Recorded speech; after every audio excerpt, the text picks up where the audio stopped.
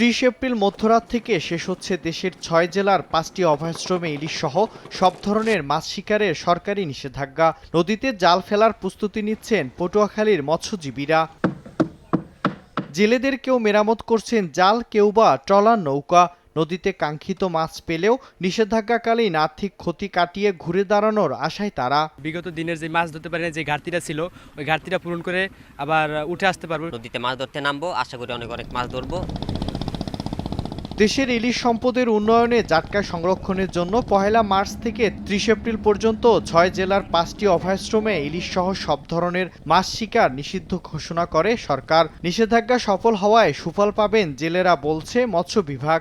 ইলিশ সহ বিভিন্ন প্রজাতির মাছ তারা ধরে এই 2 মাসের ক্ষতি তারা পুষিয়ে নিতে পারবেন।